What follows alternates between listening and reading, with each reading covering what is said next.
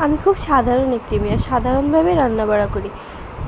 আর আমার এই রান্নাবাড়া আজকে তুলে ধরবো কিছু আপুদের কাছে, যারা আমার মতোই অনেক সিম্পলভাবে রান্নাবাড়া করতে পছন্দ করে। আমার না আসলে রান্নাবাড়া অত ঝ্যাঝাট করে করতে ভালো লাগে না।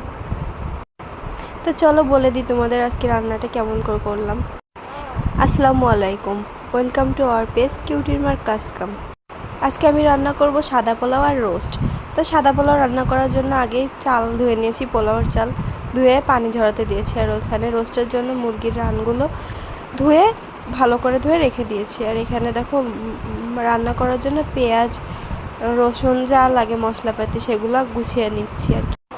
এখানে বেরেস্তা করার জন্য কিছু পেঁয়াজ কুচি করে নিয়েছি, আর কিছু রসুন আর কিছু গোটা করে পেঁয়াজ কেটে নিয়েছি। এগুলো ব্লেন্ড করব, কারণ আমার বাটার সময় নাই। আমার ছোট বাবু আছে তো একটা, আমার কিউটি সোনা, ওকে নিয়ে আমার আর বাটা ঘষা করে রান্না বাড়া করার সময় থাকে না।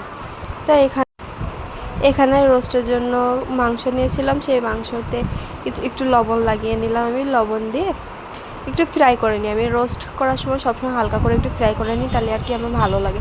আর এটা ব্রয়লার মুরগি, তো ব্রয়লার মুরগি রান্না করলে এমনি একটু নরম হয়ে যায়, সেটা একটু ভেজে নিলে একটু ভালোই লাগে।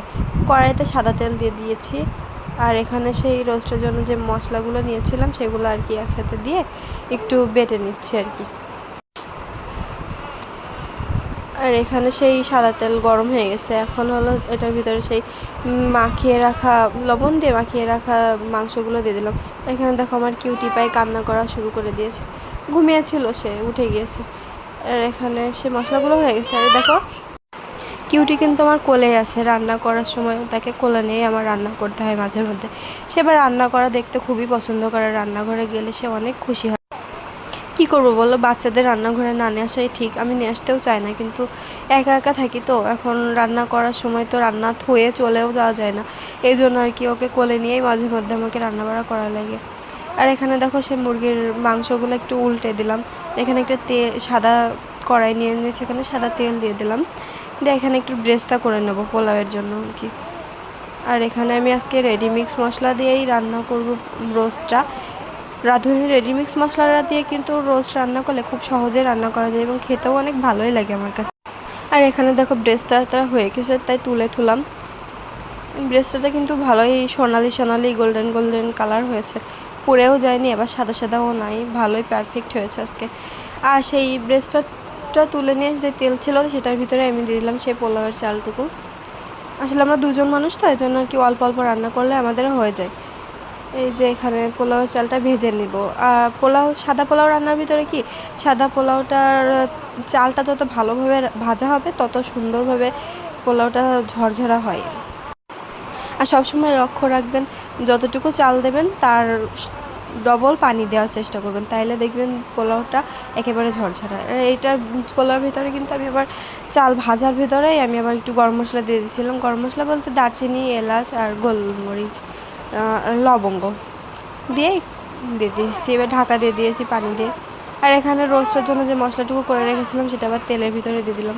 এখানে দেখো পোলাওটার অবস্থা ওই। আর মশলাটা একটু ভেজে নেব, নিয়ে এবার ওর ভিতরে একটু লবণ দিয়ে দিলাম। আসলে বাচ্চা কাচ্চা নিয়ে সিম্পলভাবে এভাবে রান্না করে খাওয়াই আমার মনে হয় ভালো, কারণ ও বেশি হ্যাজার্ড করতে গেলে হয় না, বাচ্চারও কষ্ট হয় আর নিজেরও কষ্ট। আর এখানে মশলার ভিতরে একটু লেবু দিয়ে দিলাম। আমি আগেই বলেছিলাম যে আজকে টক দই ব্যবহার করব না, লেবুর রস দিয়েই রোস্টটা করব আমি।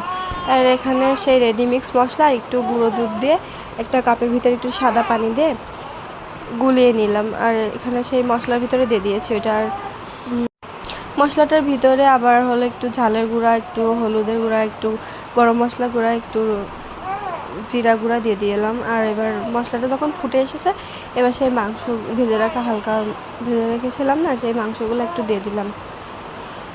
আমি এইভাবেই সাধারণত রান্না করি যখন আমাদের বাসায় মানে গেস্ট টেস্ট আসলে আবার আরও একটু কিছু উপকরণ যোগ করি, কিন্তু যখন আমরা দুইজনে খাই তখন সিম্পলভাবে এইভাবেই রান্না করি আমি, কারণ অত হ্যাজার্ড করা বা অত আইটেম করার সময় আমার নাই ভাই, এই জন্য। আর এটা ভালোও লাগে, একেবারে খারাপও লাগে না।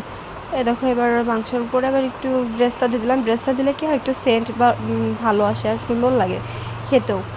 এবার একটু পানি দিয়ে দিলাম, মাংসটা তো সেদ্ধ হতে হবে নাকি। তো পানি দিয়ে এখন ঢাকা দিয়ে দেবো। আর এখানে দেখো আমার পোলাওটা কত সুন্দর ঝরঝরা হয়েছে। পোলাওর উপর আবার একটু ব্রেস্তা দিয়ে দিলাম। ব্রেস্তা দিলে আমার কাছে ভালোই লাগে পোলাওটা দেখতে। অনেকে জর্দার রং ইউজ করে, কিন্তু আমিও করি মাঝে মধ্যে। আমার হাজব্যান্ড আবার পছন্দ করে কালারফুল পোলাও, তো আজকে আমি করিনি। আর এখানে 2টা ডিম সেদ্ধ করে নিয়েছি। আর দেখো আমার বাবুর ফিটারটা একটু ফুটিয়ে নেব, তাই পানির ভিতরে দিয়ে দিলাম হাঁড়িতে করে।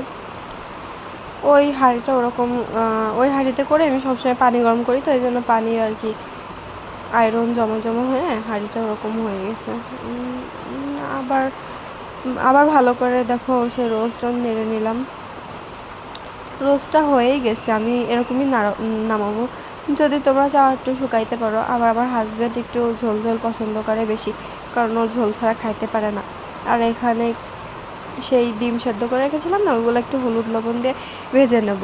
পোলাওর সাথে খাবো তো একটু ভেজে নিলে ভালোই লাগবে খেতে, এই জন্য আর কি। তো আমার হাজব্যান্ড আবার তাড়া দিচ্ছে, তাড়াতাড়ি করো, আমার কাজ রয়েছে, তাড়াতাড়ি বেরোয় যাবে সে। তার জন্য আবার ভাত গুছাচ্ছিলাম এই পাশে। এই দেখো ভাত তাকে দিয়ে দিলাম, তার পাতে আবার একটা কাঁচা ঝাল দিয়েছি। বন্ধুরা, তাহলে আজকে এই পর্যন্তই। আমার ভিডিওটি ভালো লাগলে লাইক, কমেন্ট এবং শেয়ার করে দিও। আর এরকম করে ট্রাই করে দেখো, ভালোই লাগবে। আসসালামু আলাইকুম, আজকের মতো বাই।